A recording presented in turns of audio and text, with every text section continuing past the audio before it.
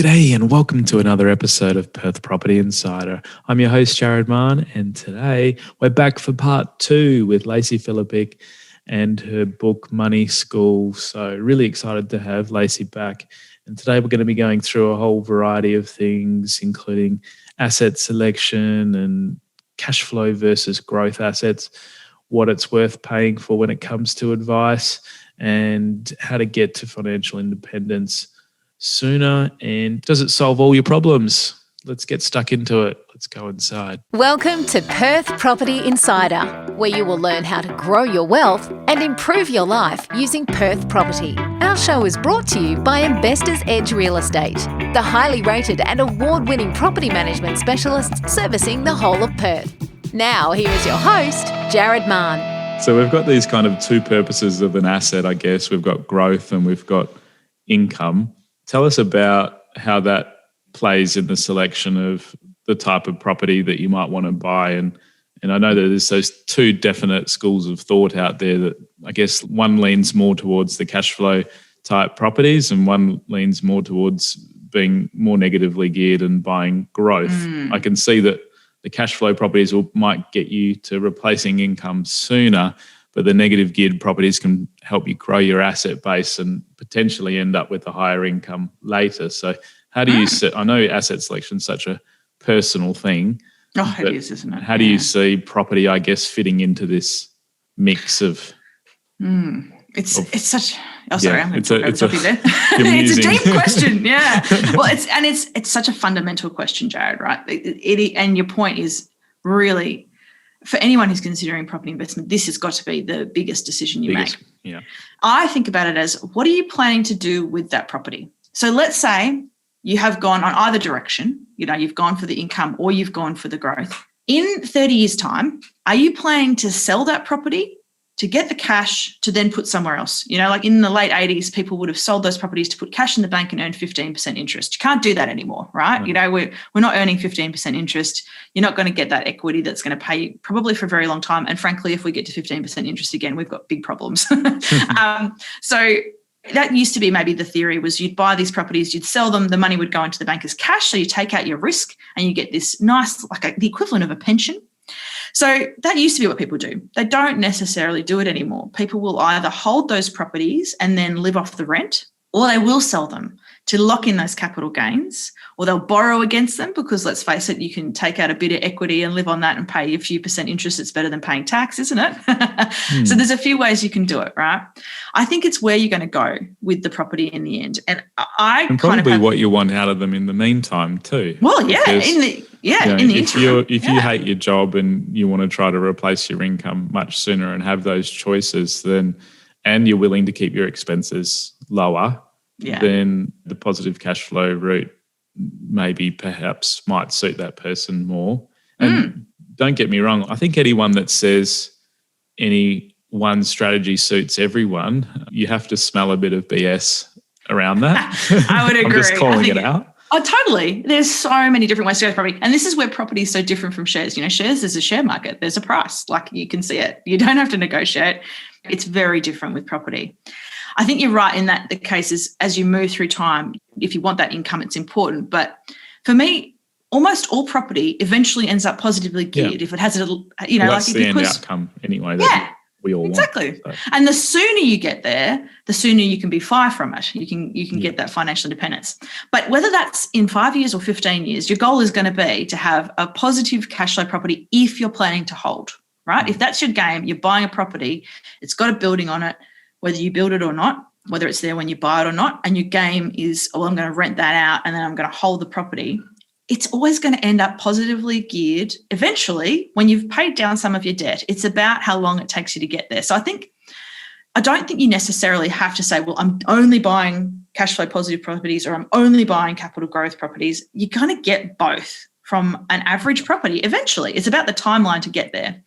I think there are things that catch up more quickly. And when we talk about this, it's usually the difference between buying an apartment or buying something with some land, right? That's usually the debate. You can buy an apartment cheaper. You're probably going to get to positively geared quicker, but are you going to get any growth because you have this tiny parcel of land that's shared with all the other apartment holders? Maybe not. I mean, there is growth, but probably nowhere near as much as you get with the land. And so I think that's probably the more important question for people is, if I'm trying to see growth, would I buy something that I know as a class has less growth? That's a sort of fundamental question. Yeah.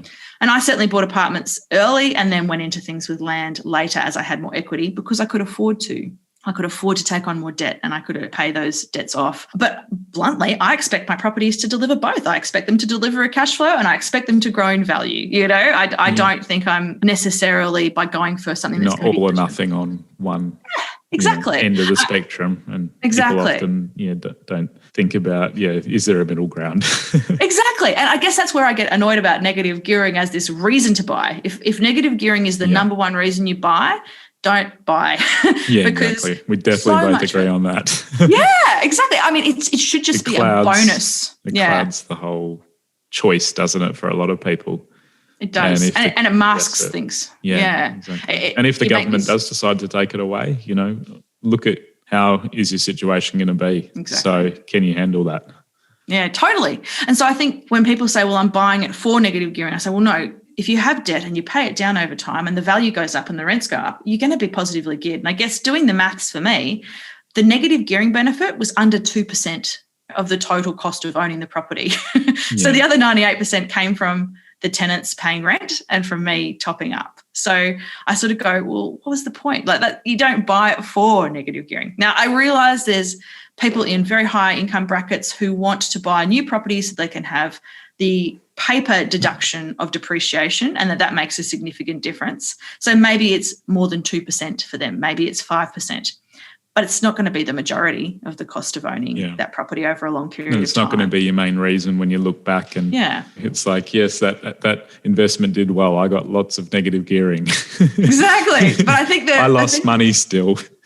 Exactly. And you took money out of your pocket. Now, for people, that won't be a problem. They might be like, well, I've got extra money. That's great. But if you're on a tight budget or you're worried, or you might want to go for a property that you're going to live in later, and this constrains you, you've got to be pretty conscious of that. I think what doesn't get talked about a lot is, and where I think the rent vesting thing is interesting, is that 6 years capital gains exemption on a property that you lived in. You live in a property, when you move out, if you sell it in that 6 years, you escape paying any capital gains on it, which I think that is quite a wonderful perk. But again, the government can take that away. They can change that at any time, and maybe they will. So again, it's not a reason to buy. It's something to use to your advantage, I think, if it's there when you want to buy or sell something. And I love in your book that you go through a number of asset classes and how to, I guess, build a portfolio that's going to contribute overall to the financial independence that you gain.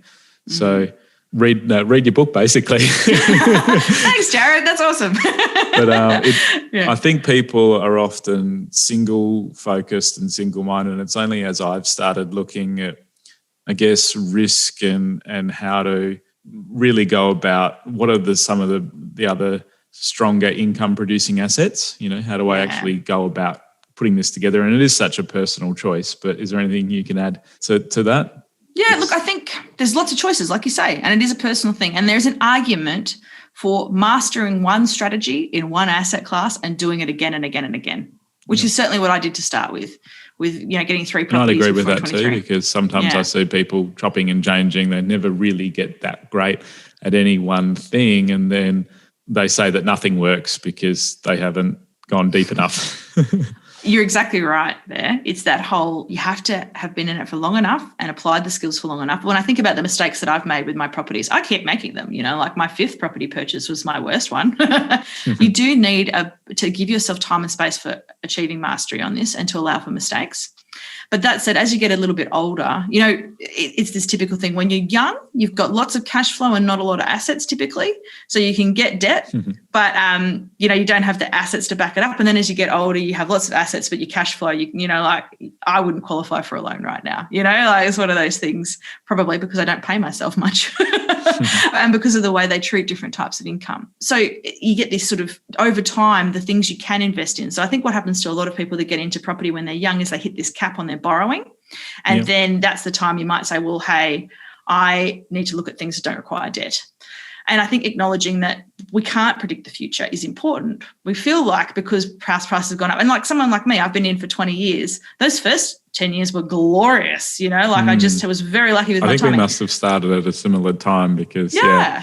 I was like, this is amazing, I didn't even know what we were in. It was like, you just think that it's going to keep going forever and that this is normal and this happens, Yeah, but it's not, right? We've both seen cycles, right? So, and then the people that got in, 10 years ago would be like, oh, yeah, my property's finally back to the value I paid for it. It's a very different experience. Acknowledging that we can't predict what's going to happen. I mean, who would have predicted that what happened last year was going to happen? I mean, I know people did, but like I not the average person wouldn't have thought that would happen. Acknowledging that we can't predict the future, this is where diversity is important. That if you invest yourself entirely in one thing and that tanks, what have you lost? And I share one story in the book about a young couple who bought properties in the Pilbara, made millions, $500,000 cash flow a year, and then bankruptcy. So that I think you have to acknowledge can happen and plan accordingly. Particularly if you're like me, I like to sleep well at night. I don't want to worry about stuff. Yeah. Some people are happier taking more risk, and power to them, and maybe it pays off. But I think that's why you need to think about multiple asset classes. I guess a big reason why I started this podcast was to help people get that foundation of education themselves so that they can use professionals then and not be taken advantage of. But what would you say to those that are like, well, why can't I just pay someone to do it for me? You probably get asked that a lot as well. I totally do. And people try to, last week someone said, can I give you $2,000 that you'll invest for me? I said, no, but I will. You've got a share course here. You can go and learn how to buy shares yourself. It's important, I think, to be educated. And the point you've made about why you've created this podcast, Jared, is essential there. Being an educated consumer who can ask important questions. You're less likely to be taken advantage of. And we just know that it happens. It's a systemic problem in the personal finance industry that people have a vested interest. It's all about commissions. And we saw the Banking Royal Commission, which is the high level stuff, but it just happens everywhere. Most people I know in the industry are good people and they'll do the right thing. But you don't know that when you go and see them the first time, and you have to have a good, radar for if they're trying to sell you a line of BS. Yeah. And if you don't pick that up and they ruin your financial future, yes, you might be able to sue them. Yes, you might get some money back, but hey, you might be broke in the meantime, and you might not have a roof over your head in the meantime. And is it worth it? And you might never get any money back. So I think it's really important because it's your life. No one's ever going to care about it more than you. Like, it doesn't matter how much you pay them. They just can't care about it more than you because it's your life. Even if you do pay someone else, and there are certainly people where it warrants, paying someone to make those decisions for them. I've certainly seen great results for people with buyer's agents, with financial advisors that have saved them money, made them more income than they would, and they didn't have to spend the time on it. But they were lucky in one sense that they picked the right person, but also that they knew which questions to ask so that they wouldn't get caught out. And I think that's, no matter whether you pay someone or not, you have to know the questions to ask. You can't abdicate responsibility on this. And you mentioned cycles and having been through a few of them now. And I love when things come back around again and you notice what you've seen in the past. And it's like, oh, that's when, I should have been more aware of this last time. Oh, isn't it? But, yeah. How important is timing of the cycles? Like, this is a debate that happens in the financially independent retire early community all the time. So there's two ways to think about this: timing the market, as in I'm going to get in when things are low and things are going to go up, or time in the market, which is the power of compounding is more important overall. I tend to lean towards the latter, that if we are planning on holding an asset, and property is one of those assets that you're going to hold in most cases for at least a decade in order to see the growth, to pay down the debt, to, all that sort of stuff, just purely on transaction costs. Like, I don't want to pay stamp duty every 5 years, it's such a big one. So when you've got that kind of decades timeline, it's less important, isn't it, to have picked the bottom or the top. And the reality is you will never pick the actual bottom or the actual top. Like, you can't do it. And if you do it, then you should be doing it as a professional, right? Well, the only way to truly know when it's turned is to see that it's come back up or it's going down. So exactly. That's why, and even when I've got my finger on the pulse and I come to people every second month, like, I'm still only calling it as it's happened. Yeah. And if we could all go back 2 years, we'd probably go and buy a few more properties than we otherwise might have. You know? You're exactly right. But at that point, right, who would have signed up for debt, worried about their financial future because you could see a downturn coming even before we had the pandemic? So I think, you can't beat yourself up for that. And like I look at economic figures now and I'm baffled. I'm like, how is inflation so low? You know, like it doesn't in reality feel that low to me from what I've seen with prices. We can't predict the future. So I think you have to acknowledge that you're not going to pick that.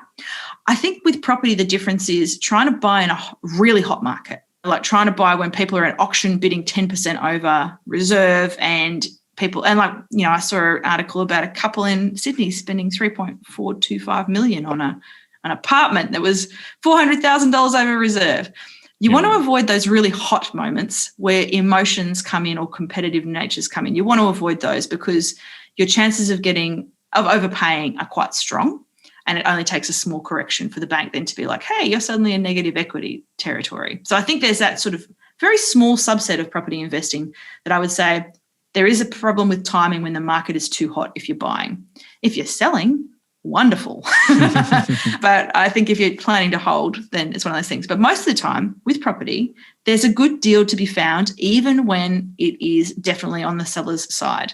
So even when there are people, and you know, currently in Perth and actually most of Australia is experiencing this uptick, you know, and you would have seen those headlines, we expect a 19% growth in house prices, and everyone probably had a heart attack if they were trying to save for a deposit and thinking, I've got to save 19% more. Oh no. Yeah. You can still always find a good deal. There's still always someone who has to sell. They have to sell quickly. And if you've got a good situation, you can get them that money quickly. There's always a house that needs work. There's always opportunities to be had. There's just those really hot moments that I'd avoid. So I don't think there's too many times when I would say, well, don't buy now if your time frame is 10 or plus years. Yeah. If you're trying to flip, totally different circumstance. But if you're planning to hold, look, get in when it's working for you, not necessarily just because you think the market's going a certain direction.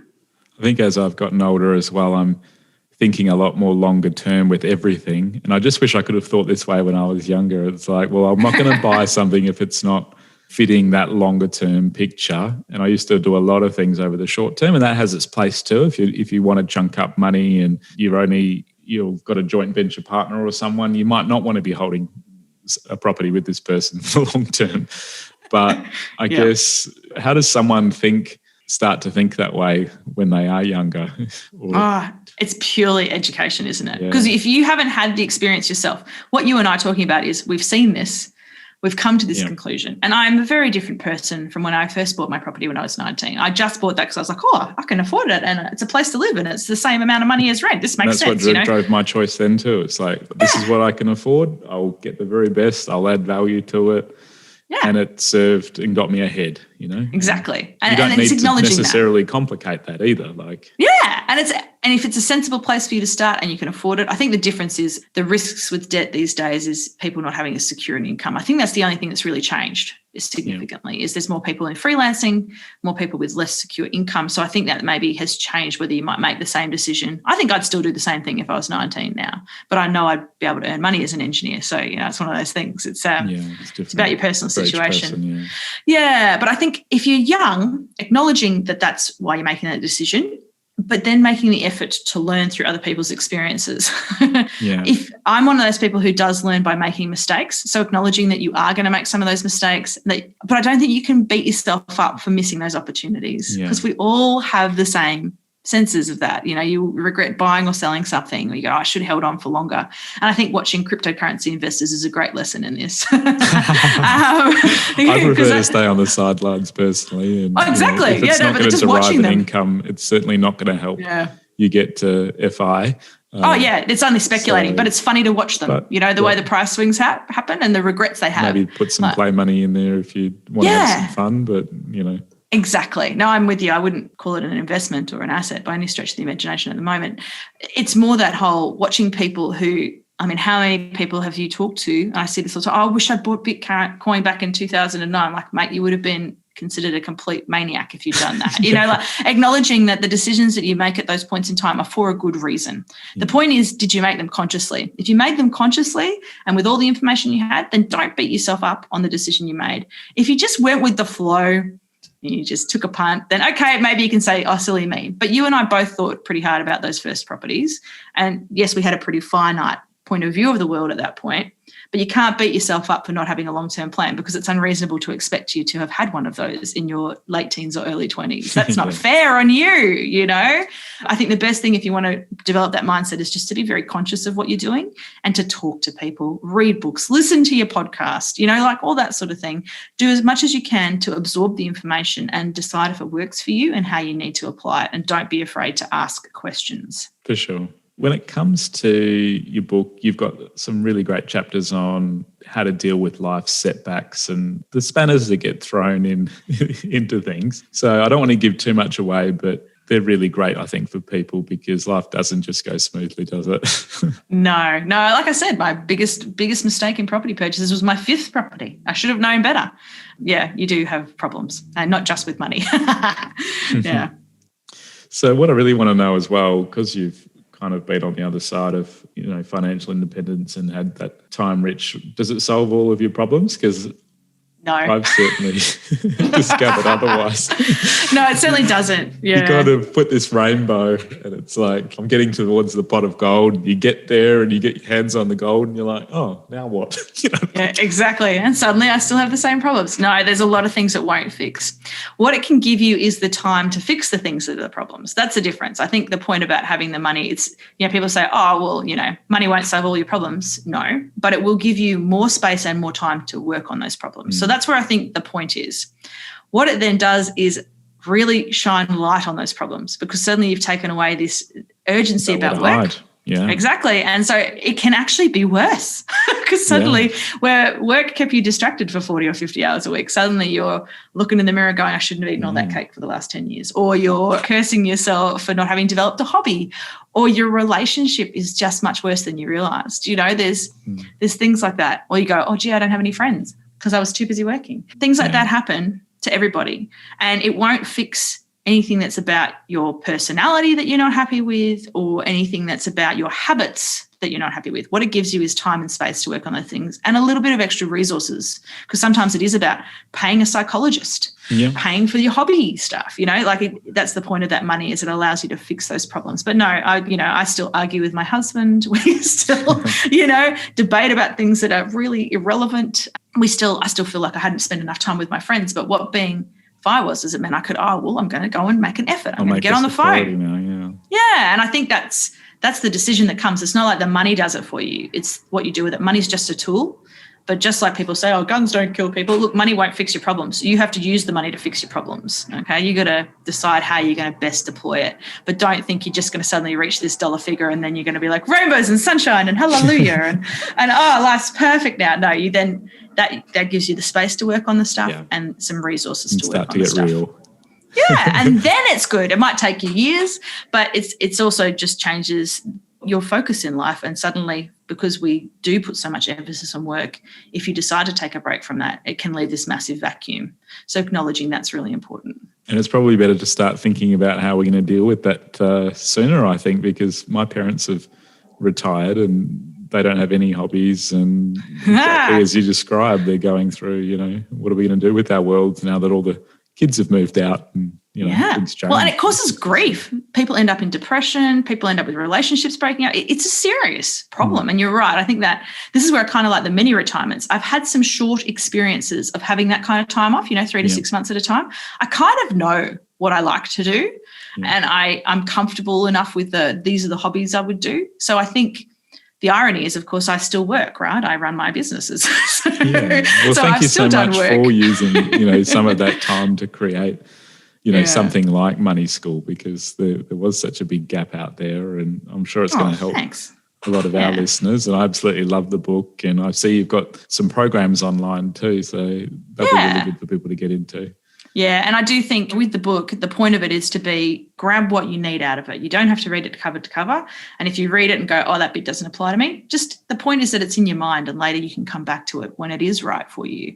But yeah, it is a luxury to have the time to invest. Like, it was an 18-month journey to write that book, and I wouldn't have been able to do it if I was working full time. So that's the point of FI, right? I get to write the book. But yeah, it is. I hope more people get that basic financial understanding behind them, so they feel good about their choices and don't beat themselves up when they get it wrong, because they've done everything they can. Awesome. Great note to end things on. We might have to get you back some other time, but thank you so much. Thanks for having me, Jared. It was heaps of fun. Lovely. See ya. Bye.